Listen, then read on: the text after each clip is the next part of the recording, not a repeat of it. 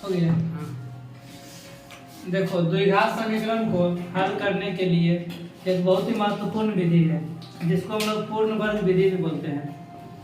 पूर्ण वर्ग विधि बहुत जरूरी है द्विघात समीकरण के लिए, ठीक है। इससे हम लोग एक सूत्र भी प्राप्त करते हैं जिसको हम लोग द्विघाती सूत्र भी बोलते हैं, वो हम लोग आगे देखेंगे। सबसे पहले हम लोग देखते हैं कि पूर्ण वर्ग विधि से हम लोग द्विघात समीकरण को हल कैसे करते हैं, ठीक है। पूर्ण वर्ग विधि, इसका मतलब ये है कि पूर्ण वर्ग बना के, परफेक्ट स्क्वायर बना के उसको हल करना, ठीक है। तो देखो, इस विधि में सबसे पहले हम लोग क्या काम करते हैं कि जिसमें भी x रहता है उसको एक तरफ कर लेते हैं, x वाले पद को एक तरफ करते हैं और अचर पद को एक तरफ कर लेते हैं, ठीक है। x देखो दोनों में है 2x² माइनस 5x, ये अचर पद है, इसको हम लोग इधर कर लेते हैं। ये +3 था, इधर आएगा तब -3 हो जाएगा। यहाँ तक हो गया।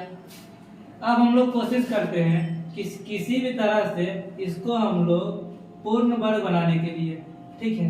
तो पूर्ण वर्ग बनाने के लिए हम लोग सबसे आसान तरीका अपनाते हैं कि जो भी x² का गुणांक रहता है उसको हम लोग पहले भागा देते हैं दोनों तरफ में।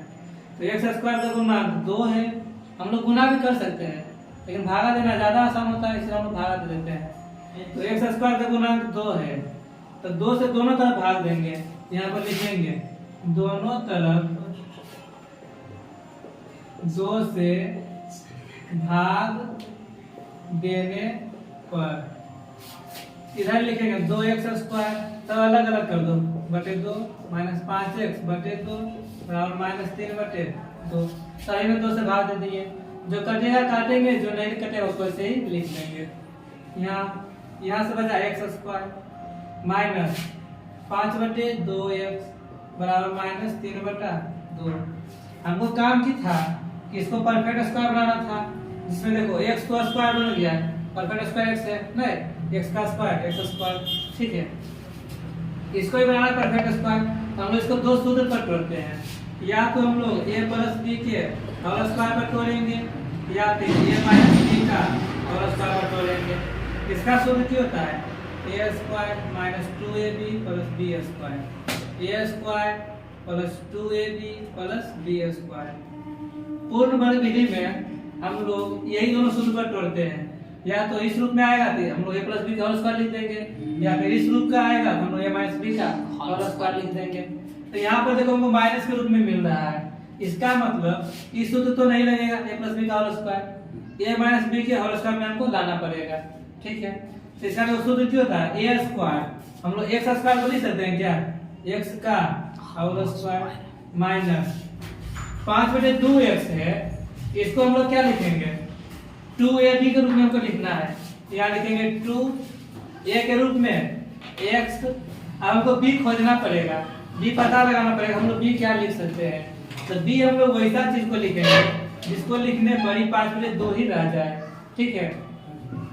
जितना भी यहाँ दिया हुआ था इसमें खाली 2 से भागा दे दो, से 5/2 दिया हुआ था, खाली 2 से भागा दे देंगे तो 5/4 हो जाएगा। यहाँ पर लिख देगा 5/4। तो देखो 2 से 4 कट जाएगा तो आएगा यहाँ पर 2, तो 5/2 और x, 5/2 और x, कोई फर्क नहीं पड़ा। तो हम लोग यहाँ पर लिखे 2a और इसको हम लोग अपने मन से लिखे हैं। किस तरह से लिखे हैं कि इसको गुना घटाव करने पर इतना हमको प्राप्त हो जाए। इधर जितना लिखा हुआ था हम लोग नहीं लिखेंगे, -3/2। अब देखो x² - 2ab, इसको हम लोग b बोल देंगे, ठीक है। तो a² - 2ab इतना आ गया। अब हमको क्या चाहिए? Plus b²। क्या चाहिए? Plus b²। हमको प्लस b² करना पड़ेगा, तो b हमको पता चल गया कि b क्या आ गया, इसी को हम लोग b बोलते हैं। तो लिखेंगे ना, इसके स्क्वायर को दोनों तरफ जोड़ने पर, जब भी समीकरण में जोड़ घटाव या गुना भाग किया जाता है तो दोनों तरफ किया जाता है। ऐसे जोड़ भी करें इधर करेंगे जोड़, घटाव करें इधर भी घटाव करना पड़ेगा।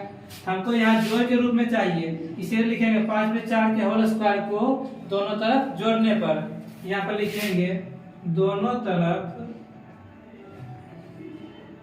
5/4 के होल स्क्वायर को जोड़ने पर, जोड़ने पर क्या बन जाएगा? इधर x का होल स्क्वायर इसको इसी रह जाएगा, x² - 2 × x × 5/4 प्लस जोड़ किसको रहे? 5 बटे 4 के होल स्क्वायर को कितना लिख दिए। जब समीकरण में एक तरफ जोड़े दूसरा तरफ भी जोड़ना पड़ेगा।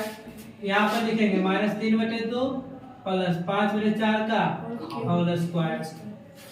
अब यह सूत्र ध्यान से देखो, a square minus 2ab plus b square, तो a square minus 2ab plus b square जब इस रूप में आ जाए हम लोग इतना लिख सकते हैं a माइनस b का होल स्क्वायर। तो देखो a को हम लिखेंगे x माइनस b किसको लिए थे 5 बटे 4 को, इसीलिए लिए थे b 5 बटे 4 को, तो b लिख देंगे 5 बटे 4।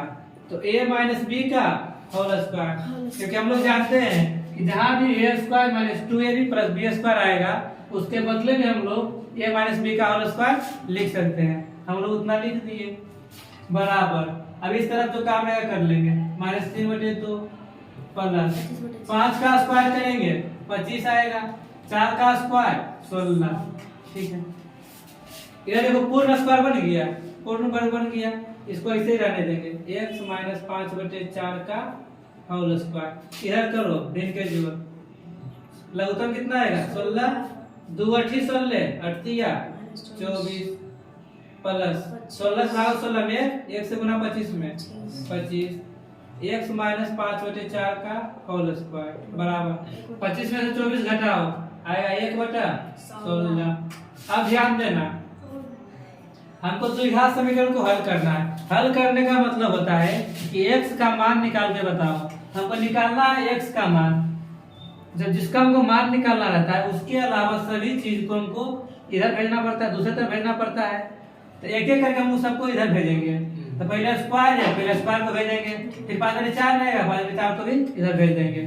तो पहले देखो स्क्वायर को जब बराबर को उस तरफ भेजते हैं तो स्क्वायर रूट में बदल जाता है, वर्गमूल में बदल जाता है ना।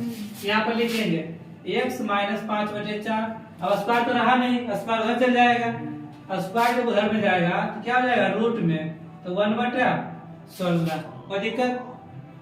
अब समझना x माइनस 5 बटे 4, जब 1 का वर्गमूल निकालेंगे तो 1 आएगा और 16 का वर्गमूल निकालेंगे तब 4 आएगा।